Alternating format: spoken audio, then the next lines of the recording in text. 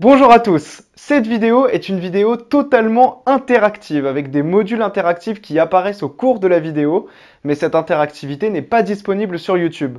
Vous pouvez aller voir cette vidéo interactive gratuitement sur le site novelleclasse.com en cliquant sur le premier lien dans la description. Bonne vidéo à tous. Salut à toi, je suis Théo, ton professeur, et je suis super content de te retrouver dans cette vidéo. Alors déjà, le fait que tu sois là, c'est génial. Ça veut dire que tu te donnes les moyens de réussir, et ça me fait vraiment super plaisir. Dans cette vidéo, on va parler du test de positionnement en secondes, et à tout moment de la vidéo, tu peux me dire ce que tu en penses en me laissant un commentaire juste en dessous de cette vidéo. Alors pour commencer, je vais te demander réellement chez toi de prendre une feuille et un stylo pour faire les exercices en même temps que moi dans cette vidéo. Est-ce que tu es prêt?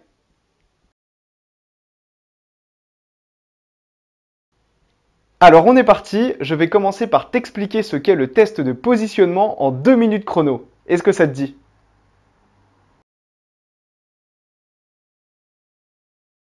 Alors le test de positionnement, c'est un test que tu vas passer sur ordinateur au début de la seconde. Avec la nouvelle réforme du bac, les professeurs veulent beaucoup mieux t'accompagner dans tes études et dans ton développement.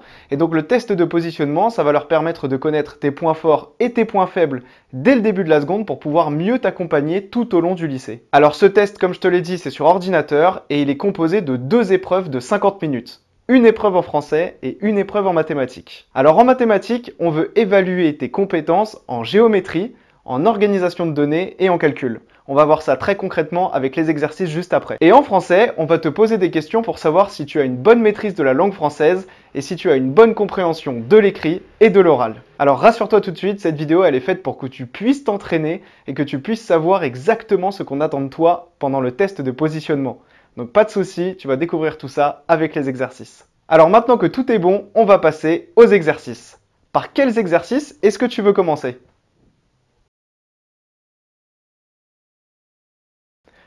Ok, on va commencer par les exercices de mathématiques. Et voilà comment on va faire. Je vais te donner les différents énoncés très tranquillement pour qu'on puisse découvrir ensemble un petit peu les questions. Et ensuite, tu vas pouvoir, avec une feuille et un stylo, faire des dessins, faire des calculs, essayer de trouver la bonne réponse. Tu vas voir, la vidéo va se mettre en pause toute seule et je vais te demander de cliquer sur la réponse qui te semble juste. Alors si tu ne trouves pas de réponse, il n'y a aucun problème, tu pourras cliquer sur « Je n'ai pas trouvé », il n'y a aucun problème à ça, on est vraiment là pour s'entraîner. Le principal, c'est d'être ici avec moi et de faire les exercices en même temps que moi. Alors on est parti pour le premier exercice de mathématiques. Je te laisse découvrir le sujet en même temps que moi.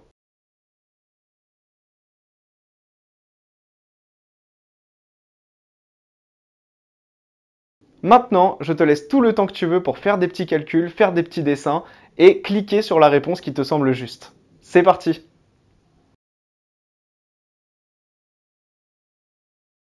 Alors mon ami, tu n'as pas trouvé la bonne réponse, mais il n'y a aucun problème. On va reprendre la correction ensemble maintenant pour que tu puisses comprendre exactement ce qu'il fallait faire et que maintenant tu saches faire cette question tout simplement. Donc le sujet c'était le triangle EFG est rectangle en F et on te donne EF égale 10 et FG égale 7. Et on te demande de calculer la distance EG au carré. Donc je pense que tu as pensé tout de suite au théorème de Pythagore, mais on va reprendre les étapes par étape, tout simplement.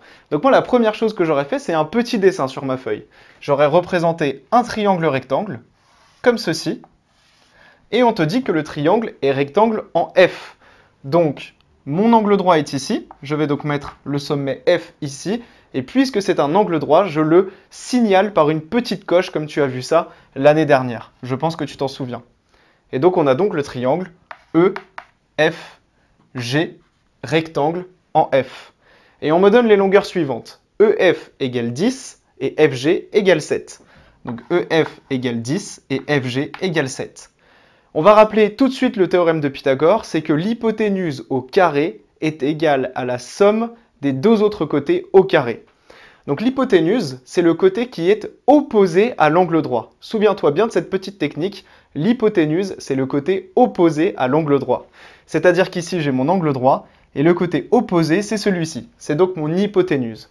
L'hypoténuse au carré, donc EG au carré, est égale à la somme des deux autres côtés au carré. C'est-à-dire que je vais prendre mon côté EF au carré plus mon côté FG au carré. Voilà le théorème de Pythagore.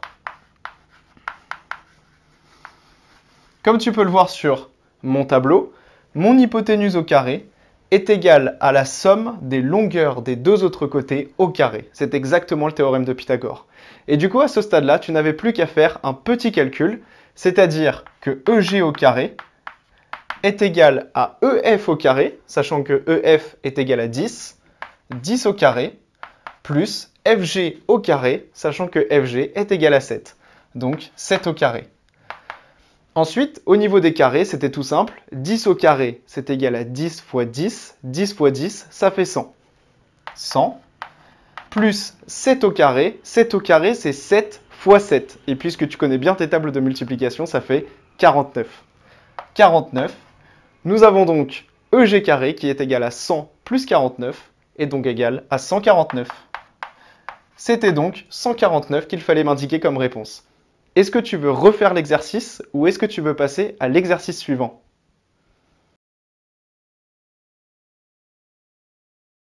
Félicitations, tu fais partie des meilleurs, tu as trouvé la bonne réponse. On va donc passer tout de suite à l'exercice 2 et je te laisse découvrir l'énoncé en même temps que moi.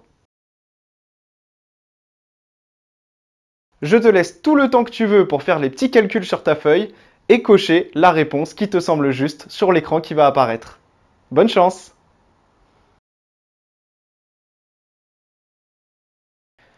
Eh bien mon ami, si tu es ici, c'est que tu n'as pas trouvé la bonne réponse, mais il n'y a aucun problème. On va reprendre les choses ensemble, étape par étape, pour que tu comprennes exactement ce qui était attendu dans cette question. Donc l'énoncé, tu l'as vu, c'est qu'on a une course de 1500 mètres au total autour d'un étang qui fait 400 mètres. Et la question, c'est de savoir à quelle distance la ligne d'arrivée sera placée de la ligne de départ. Donc en fait, ça, c'était vraiment un exercice de logique. Il n'y avait pas besoin de partir dans des calculs ou de se compliquer la vie. Comme d'habitude, je vais commencer par faire un petit dessin pour bien comprendre la situation. Donc à ta place, sur ma feuille avec mon stylo, j'aurais réalisé un dessin de la situation. C'est-à-dire que j'aurais dessiné un lac à peu près rond et que j'aurais placé ma ligne de départ. Je sais que mes coureurs vont courir autour de cet étang, autour de ce lac, et qu'à chaque fois, ils vont réaliser 400 mètres, car le tour de l'étang fait 400 mètres. Donc mes coureurs vont partir de ma ligne de départ et vont réaliser un premier tour de l'étang. Au bout de ce premier tour d'étang, ils auront donc réalisé 400 mètres. Ils vont donc faire ensuite un deuxième tour de l'étang, ils vont tourner autour de l'étang, et au bout de ce deuxième tour, ils auront fait les 400 mètres du deuxième tour et les 400 mètres du premier tour qu'ils ont fait juste avant, soit un total de 800 mètres. Donc au bout du deuxième tour, mes coureurs auront couru 800 mètres. On voit qu'on est encore très très loin des 1500 mètres de course, donc ils vont faire un troisième tour d'étang. Troisième tour d'étang, au bout duquel ils auront réalisé 800 mètres plus 400 mètres, c'est-à-dire 1200 mètres. Je suis donc à 1200 mètres de course, et là on voit que je commence vraiment à me rapprocher du total de 1500 mètres. Donc là ce que je vais faire, c'est voir combien de mètres il me reste pour réaliser les 1500 mètres au total. Entre 1200 mètres et 1500 mètres, il me manque 300 mètres. Donc ça veut dire que mes coureurs vont repartir de ma ligne de départ comme d'habitude et vont réaliser les 300 mètres qu'il manque. Ils vont donc réaliser 100 mètres, 200 mètres et 300 mètres. Et ici du coup, j'aurai ma ligne d'arrivée. Pourquoi est-ce que j'ai ma ligne d'arrivée ici? Car ici, j'ai réalisé les 1500 mètres de ma course au total. J'ai donc ma course de départ qui est ici et ma course d'arrivée qui est ici. Et la question c'est de savoir quelle distance y a-t-il, la distance donc minimale, entre ma ligne de départ et ma ligne d'arrivée? Eh bien là, ça dépend vraiment du sens dans lequel tu regardes un petit peu mon schéma. Si tu le regardes dans ce sens-là, comme tu l'as compris, les coureurs ont réalisé 300 mètres pour arriver jusqu'à la ligne d'arrivée à partir de la ligne de départ. Ici, j'ai donc 300 mètres entre ma ligne de départ et ma ligne d'arrivée. Mais regarde ici, c'est beaucoup plus proche. Et entre ma ligne de départ et ma ligne d'arrivée sur ce tronçon, j'ai 100 mètres. Puisque le tour de l'étang fait 400 mètres, qu'ici j'ai 300 mètres, ici j'aurai donc 100 mètres. Et donc la distance qui sépare ma ligne de départ de ma ligne d'arrivée, c'est 100 mètres. Et ça, tu pouvais le voir en faisant simplement un petit dessin comme je viens de le faire et en comprenant la situation du mieux possible. C'était vraiment une question de logique. Donc j'espère que tu as bien compris comment j'ai fait. Est-ce que tu veux refaire cet exercice ou est-ce que tu veux passer au suivant?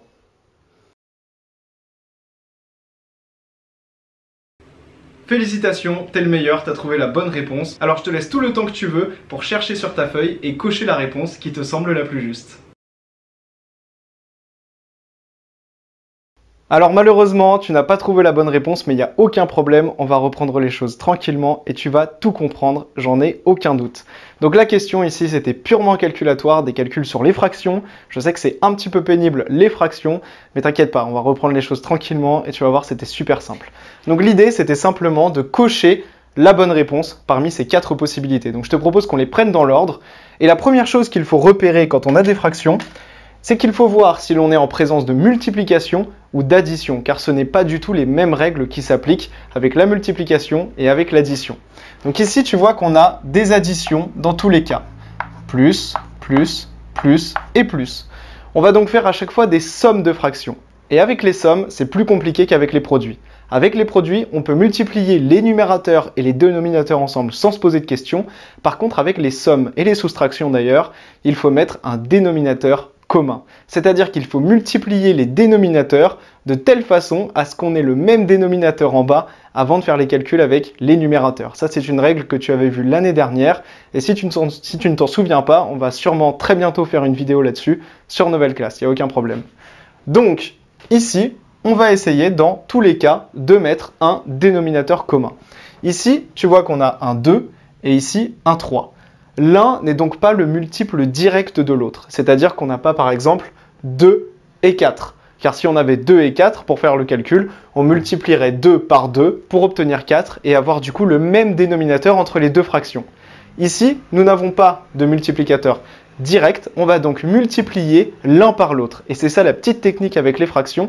Quand on n'a pas de multiplicateur direct, on va multiplier l'un par l'autre pour obtenir le même dénominateur.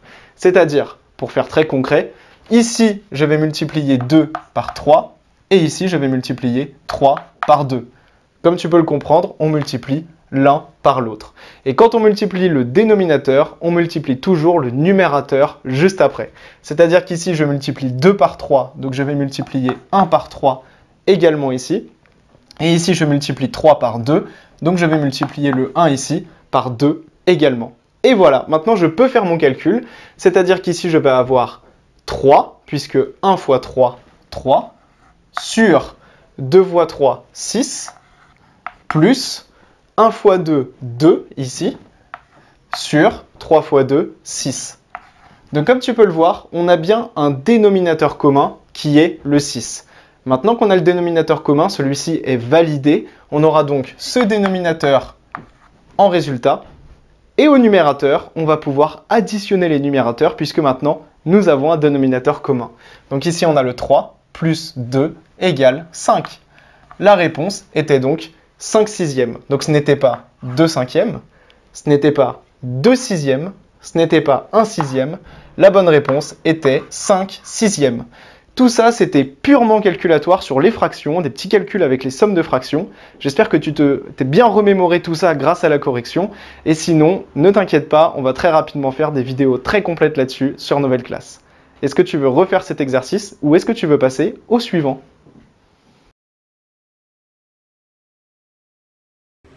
Félicitations, t'es le meilleur, t'as trouvé la bonne réponse. On va donc passer tout de suite au 4e exercice de mathématiques et ensuite on passera aux exercices de français. Alors je te laisse tout le temps que tu veux pour chercher sur ta feuille et cocher la réponse qui te semble la plus juste. Alors malheureusement mon ami, tu n'as pas trouvé la bonne réponse, mais aucun problème, on va reprendre les choses étape par étape. Donc là, on avait carrément une équation, donc quelque chose de pas évident, mais tu vas voir, c'était pas si compliqué que ça. Une équation que tu as donc vue l'année dernière, une équation de cette forme-là. Et on nous demande si 5 est solution de cette équation. Alors là, je te donne plusieurs petites techniques, essaye de bien me suivre et de prendre des notes en même temps que je t'explique tout ça. Déjà, la première chose à savoir, c'est que quand on met des parenthèses l'une à côté de l'autre, comme on le fait ici, on sous-entend qu'on multiplie la première parenthèse par la deuxième parenthèse. Donc ça revient exactement à écrire ce que je vais écrire juste en dessous. 2x moins 3 multiplié par x moins 2 égale 21.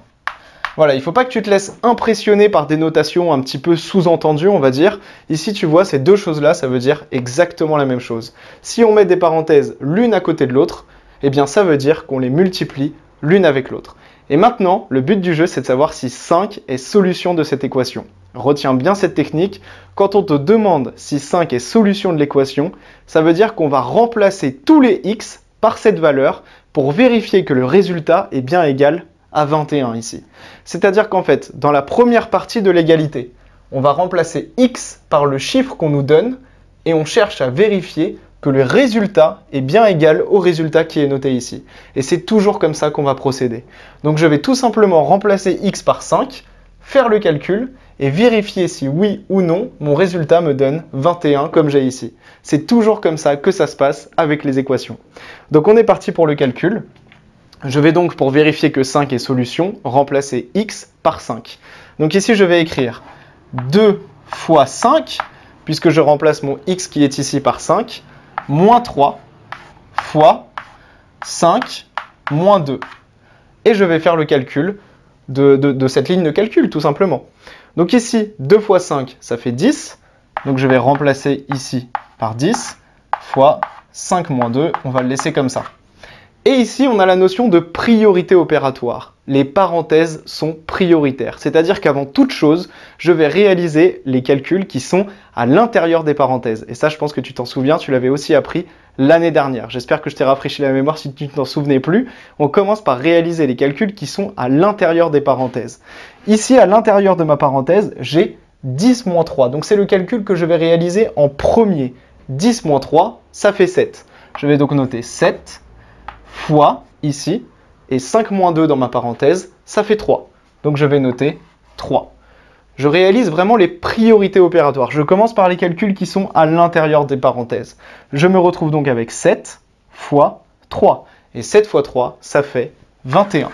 Donc je retrouve bien le résultat que j'ai à la droite de mon égalité. 7 fois 3 égale 21. Puisque j'ai remplacé x par 5 et que je retrouve le bon résultat, on peut dire que oui, x égale 5 est solution de mon équation. J'espère que je t'ai bien rappelé toutes ces petites techniques. Est-ce que tu veux refaire cet exercice ou est-ce que tu veux passer au suivant?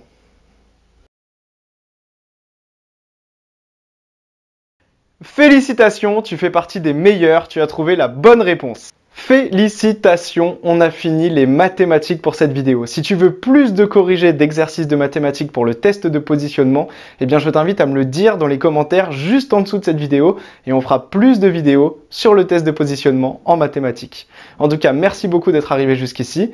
Et maintenant, qu'est-ce que tu veux faire?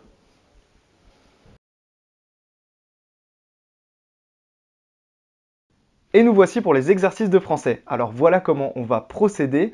Tu vas découvrir l'énoncé et la vidéo va se mettre en pause toute seule. Tu devras cliquer sur le choix, la possibilité qui te paraît la plus juste et en fonction de ta réponse, soit on passera à l'exercice suivant, soit je te montrerai ce qu'il fallait répondre en te faisant un corrigé détaillé. Est-ce que tu es prêt?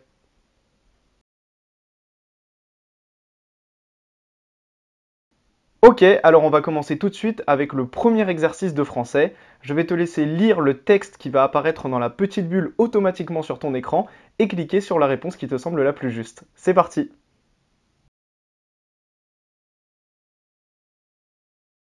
Malheureusement, si tu es ici, c'est que tu n'as pas trouvé la bonne réponse, mais aucun problème, je vais te lire le texte, on va le lire ensemble pour bien comprendre ce qu'il fallait justement comprendre de ce texte.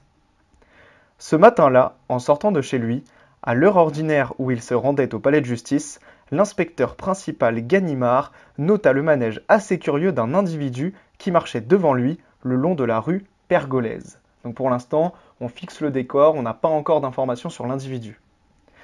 Tous les 50 ou 60 pas, cet homme, pauvrement vêtu, coiffé, bien qu'on fût en novembre d'un chapeau de paille, se baissait soit pour renouer les lacets de ses chaussures, soit pour ramasser sa canne, soit pour tout autre motif. Et à chaque fois, il tirait de sa poche et déposait furtivement sur le bord même du trottoir un petit morceau de peau d'orange. Il se mit donc à suivre l'individu. Donc en fait, la description qu'on fait de l'individu ici, je pense que tu l'as ressenti à la lecture, c'est qu'on a quelqu'un de très bizarre. Imagine quelqu'un qui marche dans la rue, qui se baisse tout le temps pour ramasser des choses où on ne sait pas trop pourquoi, et qui dépose une peau d'orange sur le trottoir qu'il avait dans sa poche, quelque chose de très étrange. Donc en fait, l'individu que l'inspecteur observe lui semble pas cruel, il ne fait rien de cruel, pas triste, il n'est pas dit qu'il est triste pour quelque raison que ce soit, il n'est pas dangereux non plus, puisqu'il ne va pas agresser l'inspecteur ou quoi que ce soit d'autre, il est tout simplement étrange. En fait, là, c'était une simple compréhension du texte. Il fallait que tu t'imagines un petit peu à la place de l'inspecteur et que tu imagines quelqu'un dans la rue qui se baisse tout le temps, qui pose des peaux d'orange, quelque chose de très étrange. Et donc la bonne réponse était étrange. Est-ce que tu veux passer à la question 2 ou est-ce que tu veux refaire cet exercice ?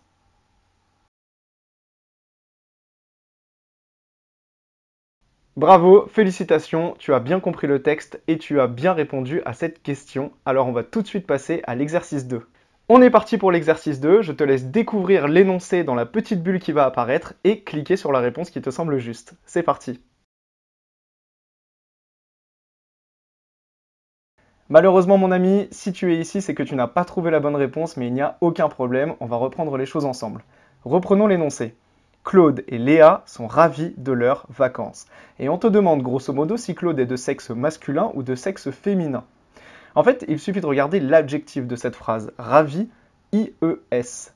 Claude et Léa sont quoi? Sont ravis, donc ravi est l'adjectif, et il est au féminin, IES, avec un E. Si l'un des deux personnages était un homme, et même si on avait un homme et plein de personnages de sexe féminin, l'adjectif serait au masculin, c'est la règle qui s'applique.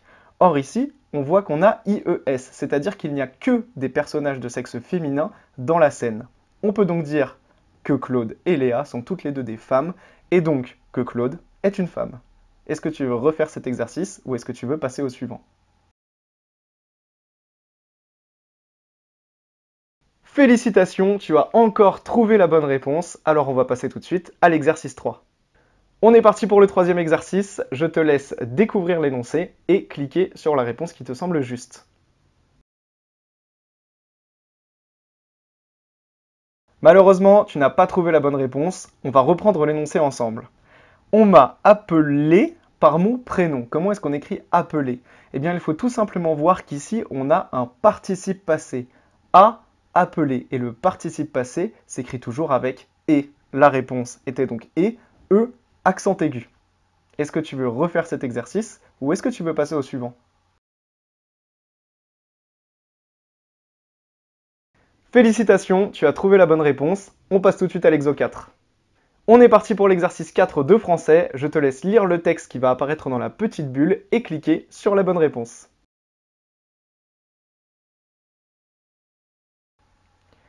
Malheureusement, si tu es ici, c'est que tu n'as pas trouvé la bonne réponse, mais aucun problème, on va reprendre le texte ensemble. Il s'agissait tout simplement de bien comprendre le texte.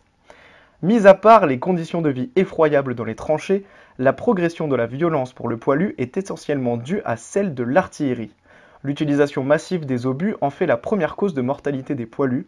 Ils sont responsables de 70% des décès du côté français. Il s'agit d'une autre nouveauté de la Grande Guerre et d'un aspect de sa modernité, la mort devient anonyme. Rappelons que la Première Guerre mondiale a coûté la vie à 1 400 000 Français, soit, selon le calcul de l'historien Stéphane Audouin-Rousseau, en moyenne 900 tués par jour. Les éclats d'obus sont responsables d'un grand nombre de blessures, en particulier des gueules cassées. On en dénombre entre 10 000 et 15 000 à la fin de la guerre. Les chiffres témoignent des blessures multiples de certains soldats. Elles changent également de nature. Autrefois, les blessures dues à l'arme blanche, c'est-à-dire les baïonnettes et les couteaux, ou à des balles peu rapides, se soignaient si elles ne s'infectaient pas. La mission est plus complexe avec les éclats d'obus et les balles de mitrailleuse. Donc là, on a vraiment un texte qui nous décrit finalement la façon dont meurent les soldats. On parle de la mort des soldats, de la mort des poilus, on montre comment ils meurent, que ce soit par arme blanche ou par arme mortelle tout simplement. Donc parmi les possibilités de réponse, on avait les dégâts de l'artillerie, la vie quotidienne dans les tranchées, les civils pendant la guerre, ou la fin de la guerre et le retour des soldats. Donc on voit bien qu'on parle de dégâts, on parle de décès des soldats, de leur mort tout simplement. Donc il ne s'agissait pas de la vie quotidienne dans les tranchées, ni non plus des civils, puisqu'ici on parle des soldats, alors que les civils ne sont pas les soldats, ni de la fin de la guerre et du retour des soldats, on parlait bien des dégâts de l'artillerie, c'est-à-dire des dégâts causés par les armes et qui causent donc la mort des soldats. Est-ce que tu veux refaire cet exercice ou est-ce que tu veux passer au suivant?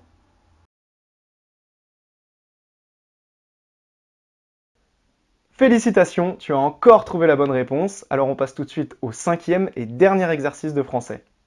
Et voilà, on y est, déjà le dernier exercice de français.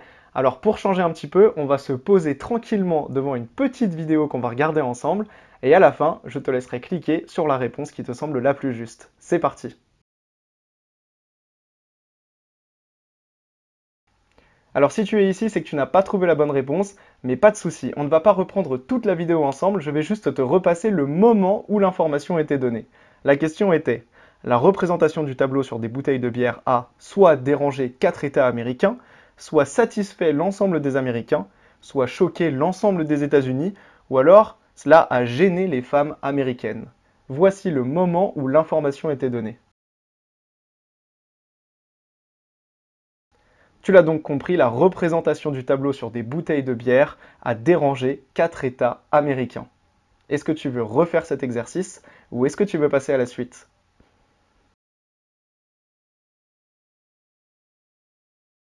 Félicitations, tu as trouvé la bonne réponse. Bravo!